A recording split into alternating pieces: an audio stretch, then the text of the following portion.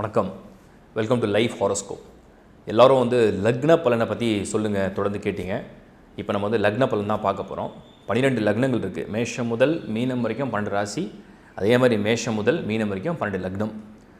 எல்லா லக்னத்துக்கும் அதாவது நான் இப்போ என்ன பண்ண போகிறேன், பார்ட் 1 பார்ட் 2 பிரிச்சிடுறேன். ஸோ ஒரு பார்ட்டாக பார்க்கும்போது உங்கள் ஜாதகமே நீங்கள் அண்டர்ஸ்டாண்ட் பண்ணிப்பீங்க. இது நீங்கள் பார்க்குறதுக்கு முன்னாடி உங்கள் ஹாரோஸ்கோப்பை கையில் எடுத்து வச்சுங்க. ஏன்னா அப்போ தான் நான் சொல்லும் போது அந்த கால்குலேஷன் உங்களுக்கு பொருந்திருக்கும். ஸோ உங்கள் ஹாரோஸ்கோப் கையில் வச்சுக்கிட்டிங்கன்னா பக்கா டீட்டெயில் ஹாரோஸ்கோப் இல்லை, கரெக்டான பிளானட்டரி பொசிஷனோட தசா புக்ஸோட டீட்டெயில் ஹாரோஸ்கோப் இல்லைன்னா lifehoroscope.in போய்ட்டு ஹாரோஸ்கோப் அப்ளை பண்ணி எடுத்துங்க. இப்போ நம்ம லக்ன பலனை டீட்டெயிலாக பார்ப்போம். மகரம் லக்னம். ஸோ மகர லக்னத்தை பார்க்குறவங்களுக்கு ரொம்ப வித்தியாசமாக இருக்கும். ஏன்னா மகரம் சனியுடைய ராசி, சனியுடைய வீடு. 2 ராசி இருக்குது சனியோடது, மகரம் கும்பம். காலச்சக்கரத்துக்கு 10வது இடம் மகரம்.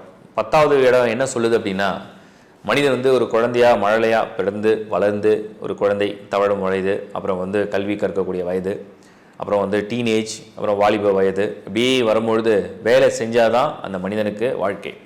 நீ யார் அப்படின்னா என்ன சொல்கிறோம்?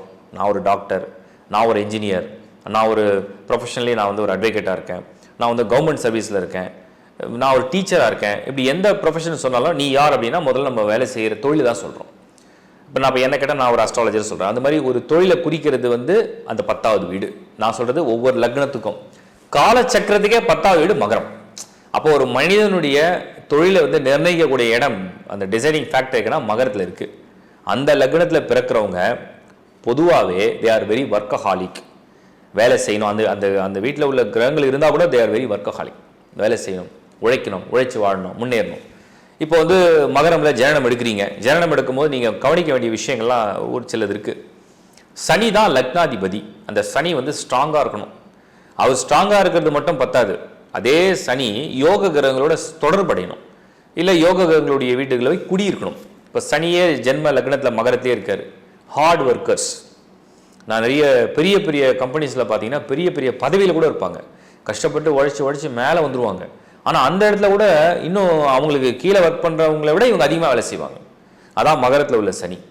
அப்போ மகரத்தில் உள்ள சனி என்னென்னா, நான் உழைப்பேன், உழைச்சிக்கிட்டே இருப்பேன், ஆயுள் முழுக்க நான் வேலை செய்வேன், அதான் என்னுடைய படைப்பின் சாராம்சம், தத்துவம் அப்படின்னு தான் அந்த மகரம். ஸோ சனி ஃபர்ஸ்ட் ஹவுஸில் இருக்கிறது. அவங்க ஒர்க் பண்ணி லைஃப்பில் முன்னேறாங்கன்னு அர்த்தம். தொழில் பண்ணால் கூட நான் நிறைய முதலாளிகள்லாம் பார்த்துருக்கேன். அவங்களாம் பார்த்தீங்கன்னா அந்த மகரமில் ஜனனம் எடுத்து அதே இடத்துல சனி இருந்து வேலையாட்கள் வேலையை விட அதிகமாக இவங்க வேலை செய்வாங்க. பார்த்துக்கிட்டே இருப்பாங்க, அந்த ஒர்க் பண்ணிகிட்டே இருப்பாங்க. அதுதான் அந்த சனியுடைய குணம். அந்த குணம் அப்படி இருக்கும். அதே சனி செகண்ட் ஹவுஸான கும்பம் இந்த இடத்துல இருந்தாங்கன்னா கொஞ்சம் ஒரு ஸ்மார்ட் ஒர்க். இது ஹார்ட் ஒர்க் அப்படின்னா அது ஸ்மார்ட் ஒர்க் நம்ம சொல்கிறோம். அப்போ அந்த ஸ்மார்ட் ஒர்க்கை கும்பமில் இருக்கவங்க ஏன் பண்ணுறாங்க அப்படின்னா அது காற்று தத்துவ வீடு. கொஞ்சம் வேகம், விவேகம், ஆற்றல், மற்றவங்களை கமாண்ட் பண்ணுறது ஆண் வீடு. அதனால் ஒரு அதிகாரத்தோடு அழகாக கொஞ்சம் வேலையை வாங்கிடுவாங்க. அது கொஞ்சம் ப்ளஸில் இருக்குது. அடிப்படையில் சனி ஆதிக்கத்தில் பிறந்தவங்களாம் நிறைய பேர் என்ஜினியர்ஸ். இரும்பை தொடுறாங்க அப்படின்னா அது சனி தான். ஒரு மனிதன் இப்போ ஒயிட் காலர் ஜாப்னு சொல்லுவோம். அதே டர்ட்டி ஃபீல்டு, அழுக்கு படியில் தான் துறையே. இப்போ ஒரு கன்ஸ்ட்ரக்ஷன் ஃபீல்டு இருக்குது, அது செவ்வாயோடையது தான். ஆனால் அதுலேயே hard job. For example site தான் விசிட் பண்ணணும், டெய்லி சைட்டை தான் பார்க்கணும், அந்த அந்த சாதாரண வேலையாட்கள் செய்கிறதெல்லாம் இன்னும் பக்கத்தே இருந்து கவனிக்கணும். இதுதான் சனி.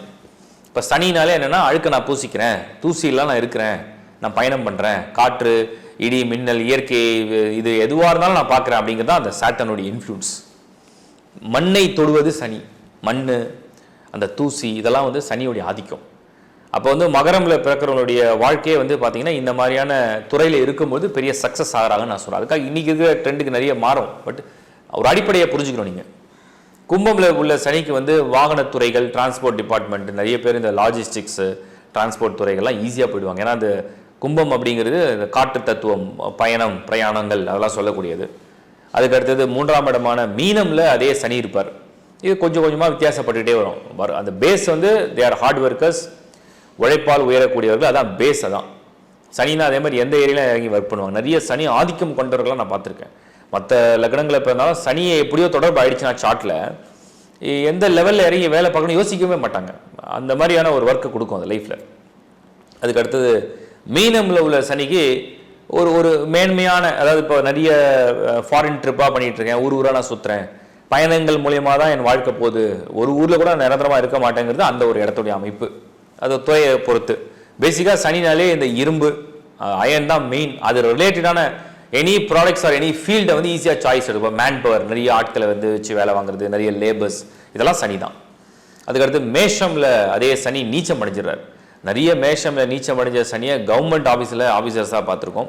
ப்ளஸ் வந்து நிறைய அரசு ஊழியர்களாகவும் பார்த்துருக்கோம். ஏன்னா சனினா வந்து லீஸ்ட் கிரேடும் இருக்குது, அதில் சில கன்ஜெக்ஷன்ஸை பொறுத்து கொஞ்சம் கிரேட் ஹையாக வந்துடும். பட் அரசு சேவையை செய்யக்கூடிய வாய்ப்புகள் நிறைய பெறுறாங்க மகரத்தில் பிறந்து. அண்ட் அதே சனி வந்து ரிஷபத்தில் வராரு. இது கொஞ்சம் அதிர்ஷ்டமான இடம். மகர லக்னத்தில் பிறந்து ரிஷபத்தில் சனி வந்திருக்காருன்னு சொன்னோம்னா ஓரளவுக்கு ஒரு அதிர்ஷ்டமான இடம். கொஞ்சம் கௌரவமாக, மேன்மையாக, ரொம்ப ஒன்றும் ஹார்ட் ஒர்க் பண்ணாமல் கொஞ்சம் ஒரு ஒயிட் காலர் ஜாப் மாதிரி டீசெண்டான ப்ரொஃபஷனாக எடுத்துக்கலாம். நல்ல ஒரு ஷாப் தொழில்கள்லாம் பண்ணுறதுலாம் ஆப்ஷன் இருக்குது. அதே சனி வந்து மிதுனத்தில் வர 6வது வீடு. ஆக்சுவலாக பேசிக்காக சனிக்கு 6வது வீடு நல்லது.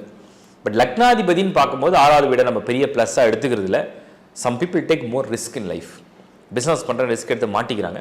பட் மிதுனம் என்னென்னா முதலீடுகள், ஏன்னா பேசிக்காக சனியுடைய ஆதிக்கத்தில் பிறக்கிறவங்களுக்கு முதலீடு போடுறது அட்வைசபிள் கிடையாது. முதலீடுகள் போடாமல் ஒரு தொழில் செய்கிறாங்க, இல்லை ஒரு கன்சல்ட்டாக இருக்கிறாங்க, தே ஆர் வெரி சக்ஸஸ்ஃபுல். ஏன்னா அது வந்து எல்லாமே சப்ஜெக்டெலாம் நாலேஜை பேஸ் பண்ணுது. கடகமில் சனி 7ல் நிற்கிறாரு. கடல் கடந்து தொழில் நிறைய பேர் நான் சொன்ன மாதிரி ஷிப்பிங், இந்த லாஜிஸ்டிக்ஸில் இருக்கிறது, ட்ரேடிங்கில் இருக்கிறது, இம்போர்ட் எக்ஸ்போர்ட் பண்ணுறது, இதெல்லாம் ஈஸியாக கனெக்ட் பண்ணிப்பாங்க. அப்புறம் ஃபாரினில் போய் ஒர்க் பண்ணுறேன், இந்த மாதிரி துறைகள்லாம் ரொம்ப ஈஸியாக அவங்களுக்கு பிடிச்சிடும். இப்போது சனி வந்து கடகத்தில் இருந்தால் மருத்துவத்துறைக்கும் வரும். ஏன்னா சனி செவ்வாய் தான் நோய்கள்லேருந்து குணம். செவ்வாய் வந்து மருந்து கொடுக்குறவர். ஒரு மனிதனுக்கு நோய் வந்து அது செவ்வாய் மருந்து கொடுக்குற. சனி என்ன பண்ணுவார்னா அந்த நோயை டோட்டலாக அழிக்கிறவர். அந்த நோயை அழிக்கணும்ல, அந்த அழிவுக்கு ஒரு கசப்பான மருந்து வேணும், அது சனி. மருந்து கொடுக்குறவர் வந்து செவ்வாயோடையவர், மருந்து வந்து சனி. அந்த தத்துவமாக புரிஞ்சுக்கணும். அதுக்கு அடுத்தது வந்து நம்ம பார்த்தோம்னா சிம்மத்தில் வந்து சனி. அப்போது மகரத்துக்கு அது 8வது வீடு. ஃபஸ்ட்டு ஸ்தான பலம் கிடையாது. சிம்ம வீட்டில் சனி இருக்குது, பெரிய ப்ளஸ் இல்லை. இருந்தாலும் சிம்ம வீட்டில் இருக்கிற சனி வந்து போராடும். ஓரளவுக்கு தனக்கு தேவையான மரியாதை, மாலை, கௌரவம் எல்லாம் கிடைச்சாலும் கூட லைஃப்பில் ஏதோ ஒரு டிஸப்பாயின்மெண்ட்ஸ் இருந்துகிட்டே இருக்கும், வருத்தம். சில பேருக்கு நோய்கள், இதெல்லாம் இருக்குது. மகரமில் பிறந்து கன்னியில் சனி இருக்கிறது பெஸ்ட்டு. படித்த படிப்பு, ஓரளவுக்கு டிக்னிஃபைடு ப்ரொஃபஷன், படித்த படிப்புக்கு ஏற்ற வேலை, வாழ்க்கை நல்லா போயிட்டுருக்கு. துலாமில் வந்து சனி உச்சம், நல்ல இடம் இதான். துலாமில் வந்து சனி வந்து உச்சம் அடைகிறது பெரிய ப்ளஸ்ஸு. நிறைய நீதித்துறைகள், வழக்கறிஞர்கள், அதுக்கடுத்து வந்து பெரிய பெரிய தொழில் நிறுவனங்கள், இதெல்லாம் ஈஸியாக அவங்க பண்ணுறாங்க, நல்லாவும் இருக்கிறாங்க. And they do multi business, நிறைய பிஸ்னஸ் பண்ணுறதுக்கான ஆப்ஷன்ஸ் இருக்குது. அதே மகரமில் பிறந்து, மகர லக்னமில் பிறந்து சனி விருச்சிகத்தில் இருக்கார் அப்படின்னு சொன்னோம்னா இதெல்லாம் நிறைய இந்த என்ன சொல்லுவாங்க, எர்த் மூவர்ஸ், அதாவது ஒரு டெமாலிஷிங் ஃபீல்டில் போகிறாங்க. ஒரு பொருளை வந்து அழிக்கணும், டிக் பண்ணணும், பள்ளம் எடுக்கணும், அழிக்கணும், கிரெயின் வச்சுருக்காங்க, லிஃப்ட் பண்ணுறாங்க, ஒரு பொருளை உருமாத்துறாங்க. அதெல்லாம் வந்து இந்த விருச்சிகத்தில் உள்ள சனிக்குண்டான பலன்கள் இருக்குது. அதுவும் உண்டு. நிறைய பேர் வந்து இராணுவத்துறைகள், காவல்துறைகள்லாம் போகிறதுக்கும் வாய்ப்புகள் உண்டு. ஏன்னா சனினாலே பேசிக்காக மற்றவங்க கமாண்டை ரிசீவ் பண்ணி ஒர்க் பண்ணணுன்றது தான் அதோடைய தத்துவம். அதே தனுசு கடைசியான 12ஆம் இடத்துல தனுசு வீட்டில் வந்து சனி வந்திருக்காரு. சனி பேசிக்காக 12ல் இருக்கிறது அவ்வளோ விசேஷம் கிடையாது. ஒரு போராட்டம், பொருளாதார நிறைவு இல்லாமல் ஒரு போராட்டம், தனக்கு பிடிச்ச வேலை கிடைக்காத ஒரு போராட்டத்தில் ஒரு வாழ்க்கை போயிட்டு இருக்குன்னு தான் அதோட அர்த்தம். ஓவராலாக மகரமில் ஜனனம் எடுத்துட்டிங்கன்னா சனி பலமாக இருக்கணும், புதன் சுக்கிரன் அதுக்கு துணையாக இருக்கணும், எதிர்ப்பு கிரகங்கள் வந்து வலுப்பெறக்கூடாது. அது இப்படி இருந்தால் அந்த ஜாதகம் சூப்பர். எப்படியா இருந்தாலுமே சனியுடைய ஆதிக்கத்தில் பிறந்தவர்கள், அதுவும் குறிப்பாக மகர லக்னத்தில் பிறந்தவர்கள் மற்றவங்க சொல்லணும், நீங்கள் செய்யணும். அப்படி செய்யும்பொழுது அந்த ரிசல்ட் சூப்பராக வந்துடும். வாழ்த்துக்கள். இப்போ நீங்கள் பார்த்தது வந்து ஒரு லக்னத்துடைய அந்த லக்னத்துடைய பொதுவான குணம், ஆர்வம், ஆசை, ப்ளஸ் அந்த லக்னாதிபதி எங்கே இருக்காரோ அதை பொறுத்து அவங்களுடைய துறைகள் எப்படி தேர்வு செய்கிறாங்க, எப்படி வாழ்வாதாரத்தை எடுத்துக்கிறாங்க அப்படின்னு. அப்புறம் நிறைய பேருக்கு ஒரு டவுட் இருக்குது, லக்னம் எப்படி கணிக்கிறாங்க, லக்னம்னா என்ன அப்படின்ற ஒரு சின்ன இது இருக்குது. ஏன்னா ராசினால் எல்லாருக்கும் தெரியும், சந்திரன் வந்து எந்த நட்சத்திரத்தில் போயிட்டே இருக்கோ அன்றைக்கி பிறந்துட்டாங்கன்னா அது ராசின்னு சொல்கிறோம். இப்போ லக்னம் எப்படி கணிக்கிறாங்க? லக்னமும் ரொம்ப சிம்பிள் தான். காலையில் 6 மணிக்கு சூரிய உதயம், ஒரு லோக்கல் கால்குலேஷன் போடுவோம். 6 o'clock சன்ரைஸ் ஆகுது ஆவரேஜாக வச்சுங்க. 2 மணி நேரத்துக்கு ஒரு வாட்டி ஒரு லக்னமாக மாறும். ஏன்னா 24 மணி நேரம், 12 லக்னங்கள். 24 மணி நேரத்தை 12 லக்னத்தை டிவைட் பண்ணிட்டீங்கன்னா 2 hours ஒரு லக்னம். இப்போ 6 மணிக்கிலேருந்து 8 மணி குழந்தை பிறந்தா சூரியன் எந்த வீட்டில் இருக்காரோ அதுதான் லக்னம். அது டிகிரியை பேஸ் பண்ணி டிஃப்ரென்ஸ் வரும். இப்போ ஃபார் எக்ஸாம்பிள் சித்திரை மாதத்தில் சூரியன் வந்து உச்சத்தில் இருப்பார், அதாவது மேஷத்தில் இருப்பார்.